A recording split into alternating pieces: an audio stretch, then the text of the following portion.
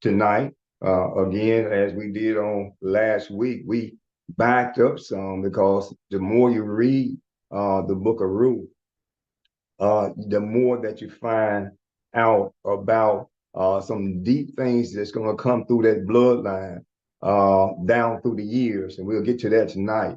But I had to go back and look at the book of Ruth again this week. And so somebody may say, well, I'm gonna go back to chapter 2 again tonight. And somebody said, well, Pastor, we talked about that on last week. But when you think about the book of Ruth, you know, it keeps on giving. And the more you read it, the more it will give. And as I was studying on this past week and thinking about this tonight, the Lord showed me something else in the text that I hadn't thought about. But as He showed it to me, I did my research, and I said, "Oh my God!" So we're gonna go back to the book tonight, the book of Ruth, and if you will, come with me to chapter 2, chapter 2, and we look at Ruth. And we look at what her name means. Let me look at verse 2, if you will, starting off. And Ruth the Moabitess said unto Naomi, let me now go to the field and glean glean ears of corn after him whose sight I shall find grace. And she said unto her, go, my daughter. Look at verse 3. And she went and came and gleaned in the field after the reapers, and perhaps just so happened she lit upon a part of the field that belonged to Boaz, who was the king of Elimelech. Sorry, y'all. Elimelech, tongue tied tonight. Elimelech. And she went and came and gleaned in the field of the reapers. And just so happened, she lit upon a part of the field that belonged to Boaz, and who was the king of Elimelech. But verse 4, when I got down to, and behold, Boaz came from Bethlehem and said unto the reapers.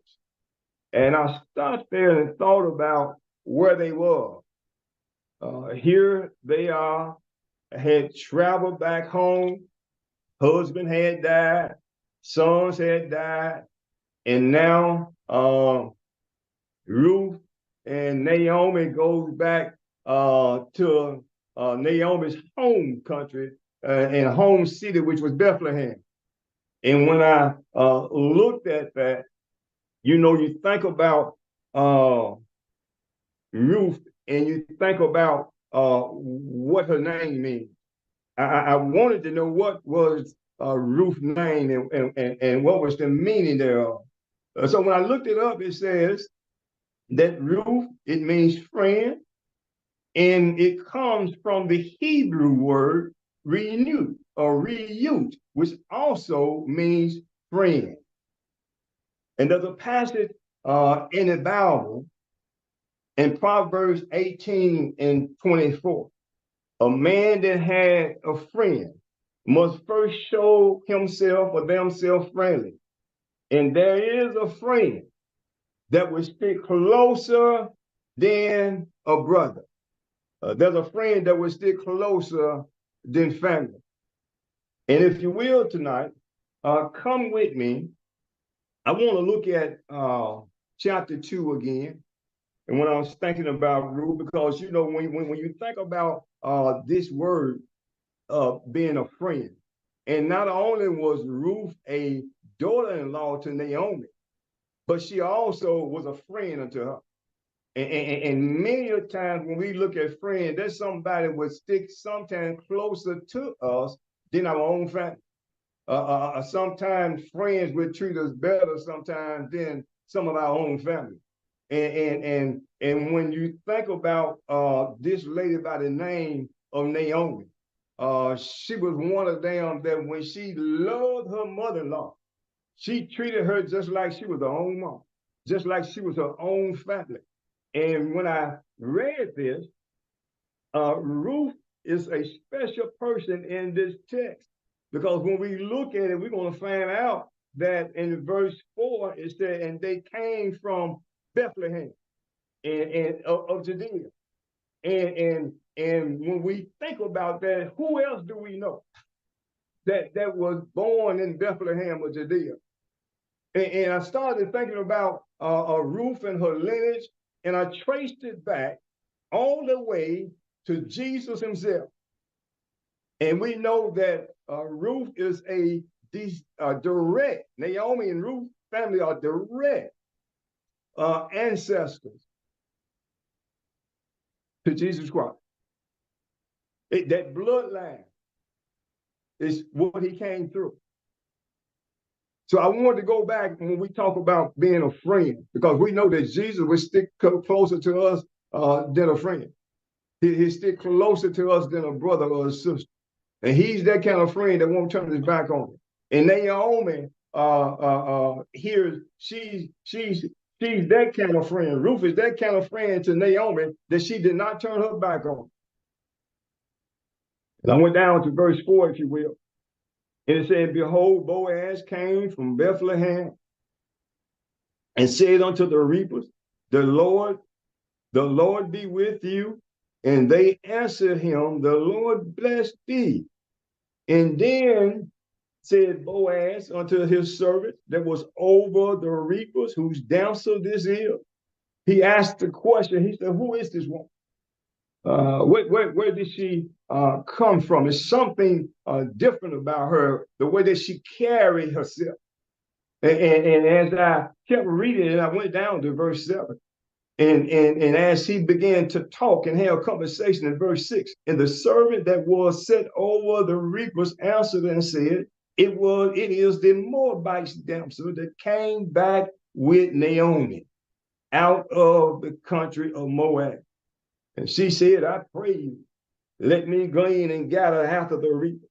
I like how she goes into the conversation because, see, here they are in the town of Bethlehem. And I looked at the language that they're using when they're talking to one another. Go back to verse 3, if you will. And she went and came and gleaned in the fields after the reapers, and just so happened she lit up on a part of the field that belonged to Boaz, who was the Kenard of Elimelech. And behold, Boaz came from Bethlehem. Put a pin up under that, mark it in your Bible. He came from Bethlehem. And said unto the reaper, the Lord do what? Be with you. The Lord be with you. In the city that Jesus was born. The Lord be with you. And they answered him, the Lord bless thee. Look how they talking to one another. They're greeting one another and talking about God at the same time. The Lord be with you. And then they turn around, may the Lord be with you as well. It's something in this passage that just keep running through my mind because they keep talking about grace. And we know that grace is God's undeserving favor. And God blesses us even when we do not deserve. So I went back to verse 5, if you will. It said, then said Boaz unto his servants that was over the reap, whose damsel is this? He wanted to know, who is this woman? How she carried herself. She got his attention. And there in verse 6, and the servant was there, was set over the reapers, answered and said, this is the Moabite damsel that came back with Naomi out of the country of Moab. And she said, I pray thee. Now I'm still liking the conversation, just how she's talking and how they're talking. They talking like they know somebody. They talking as they have a belief within them of how to treat people right. And as I went down to verse 7, she said, I pray you let me glean and gather after the reapers among the sheaves. So she came and had continued even from the morning until now. This woman had not left the field. She just went in the house for a little while, and got a sip of water, and she came back. They noticed how she carried herself, not only how she talked, but her work ethic. They noticed that there was something different about her. I went down to verse 8, if you will, and it says, then said Boaz unto Ruth, hearest thou not my daughter? Go not to glean in another field, neither go from hence, but abide here and fast by my maids. You talking about finding grace in the sight of God by the way that we carry ourselves. Uh, she was noticed in the text for what she was doing and how she was carrying herself. She wasn't noticed about her name, but she was noticed about how she carried herself and what she was doing and how she was taking care of her mother-in-law. And what I'm trying to say today, God notices us when we're trying to do right in his name and then carry ourselves in such a way that we're mannerable, carry ourselves in such a way that people will look and identify something in us. I went down to verse 8, if you will. Then said Boaz unto Ruth, hearest thou not my daughter? Go not glean in another field, but abide here by my maidens. Verse 9, let thine eyes be on the field that they do reap, and go thou after them. Have I not charged the young men? He said, not only am I going to let you go and glean in the field and get more than some of the others will get, but he's telling her here in verse 9, I have charged the young men that they shall not touch thee. He said, not only I'm going to let you glean, but I'm going to give you protection. I'm going to keep the other young men from bothering you. I went down to verse 10. It said, then she fell on her face and bowed herself to the ground. After she had heard what Boaz had said to her, let me go finish verse 9 as well.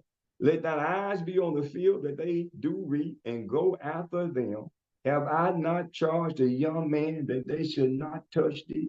And when thou art athirst, go, young men, go unto the vessel and drink of that which the young men have drawn. He said, when you get thirsty, you act like anybody else that's in this field. You act like you belong to somebody now.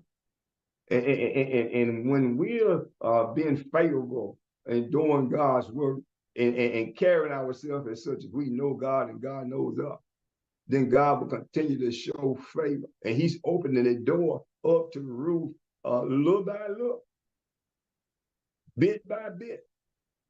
But at the same time, Ruth is appreciating what the man is doing, and she's keeping herself in such a way, she's carrying herself that she's being noticed.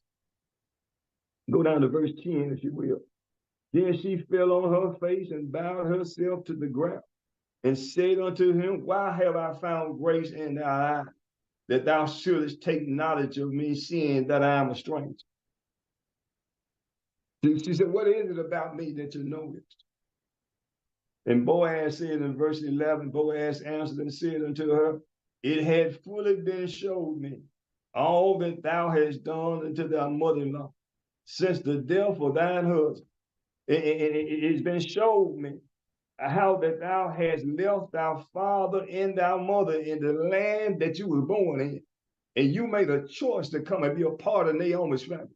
And Boaz said, God has showed me that there's something special about you. And what I'm trying to say, when we got the love of God in our heart and we got the Spirit of God in us, it's recognizable.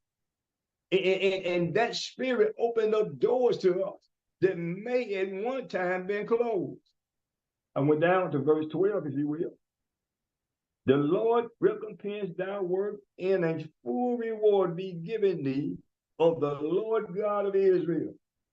The Lord recompense, the Lord repay you for what you're doing.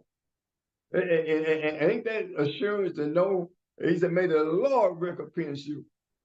He can bless you better than I can. And we know that Boaz was a rich man. And he was able to take care not only him and his family, but he would be able to take care of Ruth as well. But he realized that what he had, it didn't really belong to him. It belongs to the Lord. And what I'm trying to say tonight, when we realize that the blessings of God has given us, that they still belong to him, but he just allow us to use them at will. Go down to verse 13. Let me finish verse 12. The Lord recompense thy work, and a full reward be given thee of the Lord, God of Israel, under whose wings thou art come. We got to stop there tonight. I know we stopped last week, but we got to stop there. He's letting the young lady know where you are. He said in verse 12, the Lord recompense thy work, and a full reward be given unto thee of the Lord God of Israel. And then he said, let me tell you where you have came. I know where you come from. Well, let me tell you where you are now. And he said, the place that you are is in Bethlehem. You are in the holy city of God. But not only that, he said, you are in a place that you have come under whose wings thou have come to trust. And that thing called trust is a good thing to have when we're talking about the Lord.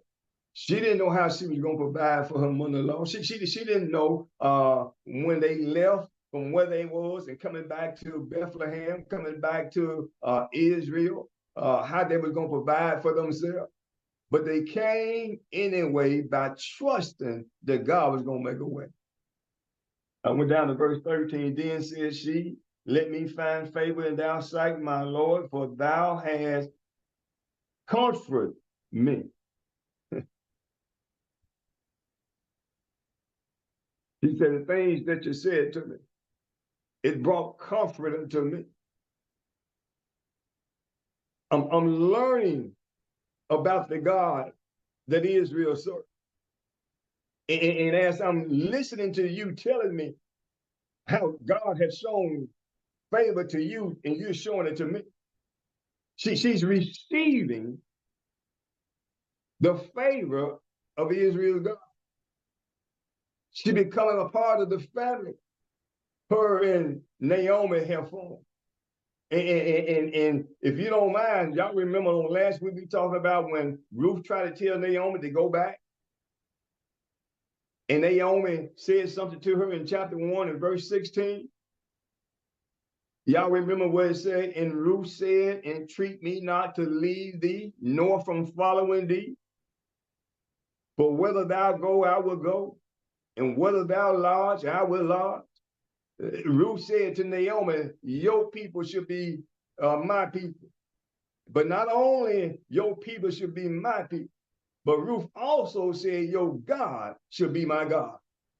And don't you know God hears everything that we say? And he knows what comes from the mouth, and he knows what comes from the mind and the heart. Ruth really didn't know it at the time, but she was setting herself up for a blessing. I went back to chapter 2. I went down to verse 13. Let me go back to 12. The Lord recompense thy work, and a full reward be given thee of the Lord God of Israel, under whose wings thou art come. You have come under the wings of the God of Israel. And then in verse 13, then she said, let me find favor in thy sight, my Lord, that thou may have comfort me, that thou hast comfort me. And for that thou hast spoken friendly unto thou handmaid. Not only have you given me words of comfort, but she says something about you, the way that you're talking to me. And don't we know we can tell who hands people are in by the way they talk to you, by the way that they carry themselves, the conversation you have with them? She noticed there was something that's different about this man. Verse 14, Boaz said unto her, at mealtime, come thou thither and eat of the bread, and dip thou morsel in the vinegar. And she sat beside the reapers, and he reached her parched corn. When she sat down, they passed her some parched corn, and she did eat and was sufficed and she left. But watch this in verse 14, in verse 15. And when she was risen up to glean, Boaz commanded the young men, saying, let her glean even among the sheep. In other words, how Ruth was carrying herself, they said something different about this woman. I was just going to let her glean in the outer fields and pick up that which was left over. But he said, now you bring her up here where my gleaners are and let her glean in the good field where there's bunches of stuff that is still left in the field after they had already cut and planted. I went down to 15, and it said, and when she was risen up to glean, Boaz commanded the young men, saying, let her glean among the sheep, and reproach her not, stop her not, and let fall also some of handfuls of her on purpose for her. Now, can we stop there tonight? When God has already done blessed us, and we know God done blessed us. But then sometime when we really carry ourselves the way we're supposed to carry ourselves, God said, not only I give you what you need, but I give you more than what you need. And because of how she was carrying herself, verse 16, and let some also fall of the handfuls, purpose for her. On purpose, let more fall in her direction. And leave them that she may glean them and rebuke her not. God was blessing her on purpose because of the way that she was carrying herself, and God was speaking through Boaz to let her know that you are somebody and you are somewhere now. I went down to verse 17, and look how Boaz began to provide for Ruth just because of how she was carrying herself. Verse 17, so she gleaned in the field until evening and beat out that she had gleaned, and it was about an ephah of barley. And she took it and went into the city, and her mother-in-law saw what she had gleaned, and she brought forth and gave it to her that she had reserved after she was sufficed. In other words, when Ruth brought it and gave it to Naomi, and after they had it, then they still had a lot more left over. And that's what God will do. Something when we walk in right in favor with God, He'll give us what we need, but He also will give us some extra on the side. And the more that they carry themselves in such a way that they're recognized as being trusting in God, the more blessings begin to come to them. I went down to verse 18, and she took it up and went into the city, and her mother-in-law and what she had gleaned and so brought forth and gave her that she had reserved after that she was sufficed. Verse 19, and her mother-in-law said unto her, where hast thou gleaned today? And where wroughtest thou today? Blessed be he that did take knowledge of thee. She said, well, I don't know where you've been today, what part of the field you worked in, but somebody took notice of you. And Boaz took notice of what you're doing, but not only Boaz, God Almighty took notice of you, because God is directing Boaz as to what to do with this young lady, what to do with Ruth. And verse 19, and her mother-in-law said unto her, where hast thou gleaned today? Where hast thou wrougest thou? Blessed be he that did take knowledge of thee. And she sold her mother-in-law with whom she had wrought, and said, the man's name whom I was wrought, working in the field, was Boaz. Now, we really, really got to stop here tonight. Because, see, Boaz is a part of Naomi's family to her husband, Elimelech.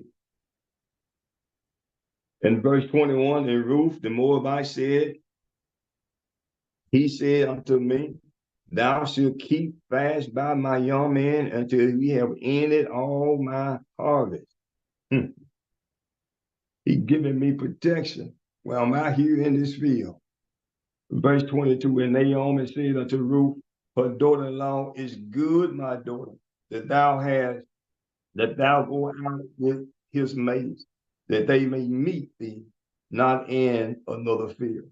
She said, it'd be safer for you as you stick to your kinfolk. It'd be safer for you because some folks that ain't going to do you no good, ain't going to mean you no good. And as I went over to chapter 3, if you will, Naomi seeks redemption for Ruth. And Naomi is thinking about her mother-in-law and what can she do to put her in a good place coming back home, and had lost everything, husbands and sons, but they needed somewhere to stay. They needed a stable place where they can call home. And here it is, this daughter-in-law loved her mother-in-law so much that she was going to do everything she could to provide for her.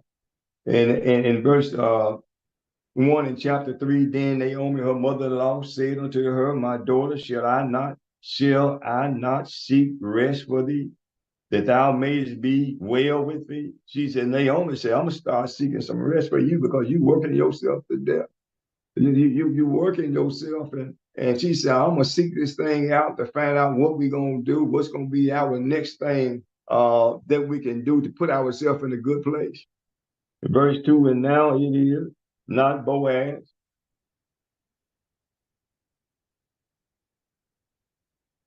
Then Naomi said to her mother-in-law, my daughter, shall I not seek rest for thee, that it may be well with thee? And now is Boaz our kindred, with whose maiden thou was. Behold, withered barley tonight in the threshing floor. She said, they're gonna have an event tonight, and we're going.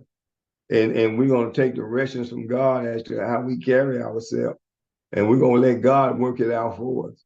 I went down to verse 3. She said, go and wash thyself and anoint thyself and put on the raiment upon thee. She said, put on something pretty. Put on a good dress. But make not thyself known unto the man until he shall have done eating and drinking. She said, go and disguise yourself. I don't want Boaz to know who you are until he get through finished eating and drinking. And then in verse 14, she's planning, she's plotting, she's trying to get a place for her daughter-in-law to be stable. Verse 4, and it shall be when he lie down, thou shalt mark the place where he shall lie, and thou shalt go in and uncover his feet and lay thee down, and he will tell thee what thou shalt do. And she said unto her, all that thou said, I will do. I'm listening to your mother-in-law. I'm listening to you, Naomi. And then in verse, Ruth obeys what Naomi tell her. This is not Ruth people. This is Naomi people. And Naomi knew the tradition as to when a woman has lost her husband and they come back home. And we got to put a pin here tonight because their culture is different from our culture now. That woman that has lost a husband, and even the daughters or the daughter-in-law, when that family comes back, they goes back to their husband, Elimelech's family, and they're supposed to take care of their own family. And that's what this lesson has been about from the beginning, that family take care of family. And Naomi is letting her know the responsibility is getting ready to become Boaz. Now, there was a closer cousin than Boaz. It's supposed to come to the closest family member.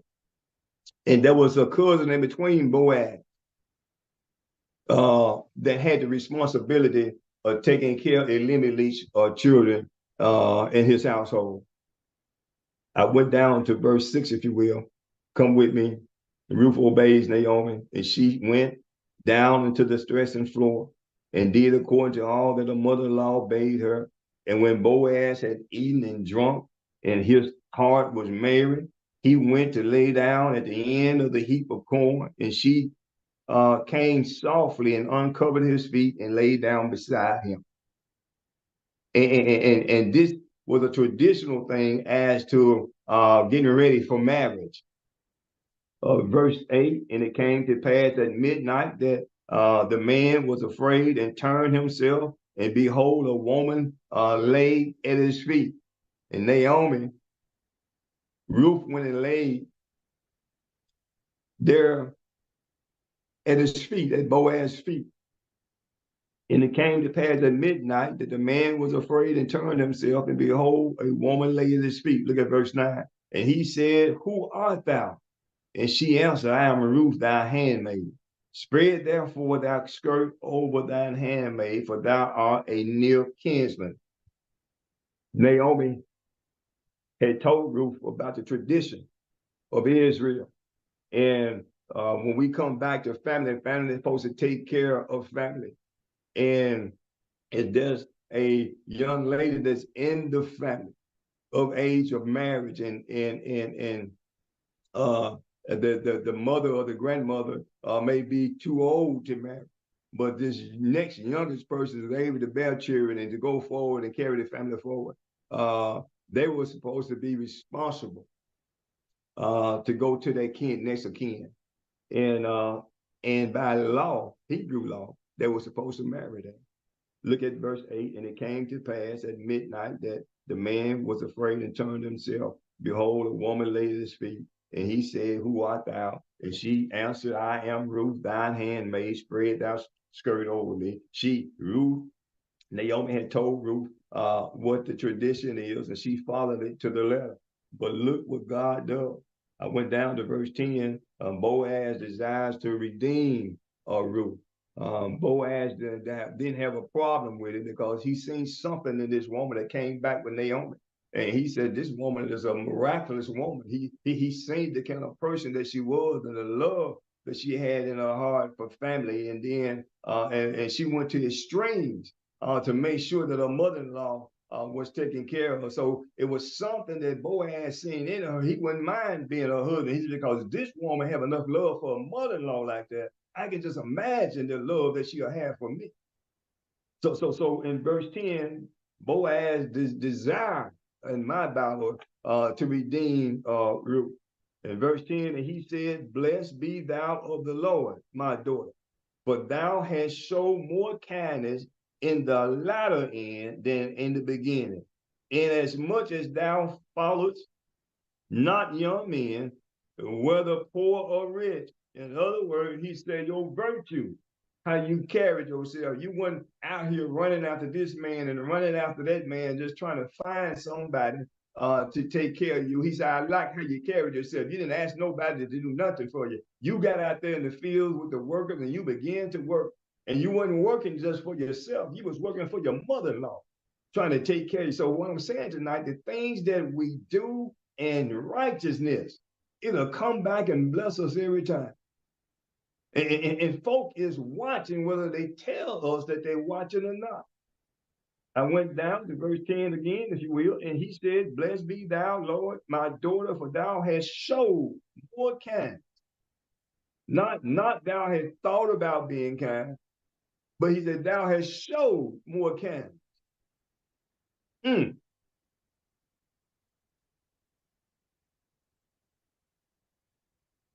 Later in than at the beginning, inasmuch as thou followest not young men. I ain't seen you running after no men. You just been taking care of your mama and taking care of yourself. Verse 11. And now, my daughter, fear not, I will do thee all that thou require. For all the city of my people do it know that thou art a virtuous woman. Now, we got to put a pin here. He said, I don't have a problem sticking with the tradition. Boaz said, I'm ready to step in now because I see what kind of woman you are. He said, you're not just a woman, but you are a virtuous woman. In verse 12, in chapter 3. And now it is true that I am the near kinsman. Howbeit, there is a kinsman nearer than I am. Boaz said, I would love to make you my wife. But tradition says the closest cousin has the opportunity to marry first. Now look at Boaz, the type of man that he is. After he seen who Ruth was, he said, I would love to have this woman. He didn't just take her. he went by the law and began to inquire and do what it need to be done in order for him to be with Ruth. Look at verse 13. Tarry this night, and it shall be in the morning, that if he will perform unto thee, well, Larry, tell me when it's about 10. Okay, thank you. I want to at least finish chapter 3 here. Y'all give me just a little more time. This is important, and I want to finish it. And now, in verse 12, and now it is true that I am your kinsman. Howbeit there is a kinsman nearer than I am. He's a very devout man, an honest man. And when you got two people that are devout and honest, blessings are going to come to them. They wanted to do things the right way. Verse 13, tarry this night, and it shall be in the morning that if he will perform unto thee the part of a kinsman, well, let him do the kinsman part. He said, I got a cousin now, he's willing to step up. Honorably, I got to let him marry you first. But then Boaz is just letting her know, these are the rules. But look what goes down and said, but if he will not do the part of a kinsman unto thee, then will I do the part of a kinsman unto thee. He said, I'm an honorable man. And if he don't do what he's supposed to do, he said, I'm standing in line. I'll be ready to marry you and take care of you. Went down to verse 14, and she lay at his feet until the morning, and she arose up before one could know another. Before anything happened between Boaz and Naomi, she got up and she left from where he was, because both of them wanted to do the righteous thing. Verse 15. Also he said, bring thee vow that thou hast upon thee, and hold it. And when she held it, measured 6 measures of barley and laid it on her. And she went into the city. He said, before you leave, I'm not going to send you out empty. He said, bring me something I can put this barley in. I want to bless you. And this is just kind of the man that he was. They hadn't did anything with each other. Thank you, Brother Larry. They hadn't did anything with each other, but they were just doing it in an honorable way, and he did not send her out empty. That's the part I wanted to get to. He didn't care what the cost was. He wanted to make sure this woman to come into my life, I want to make sure she's taken care of. And the Bible is showing us here, when she left, he didn't send her out empty. Verse 15, and he said, bring the vow that thou hast upon thee, and hold it. And when she held it, he measured 6 measures of barley and laid it on her. And she went into the city. Verse 16, and when she came to her mother-in-law, she said, who art thou, my daughter? Naomi wanted to know, did he take the marriage vow? Are y'all going to get married? And look what happened. She told her all the things that the man had done. Mother-in-law, he's an honorable man. Verse 17, she said, these 6 measures of barley gave he me.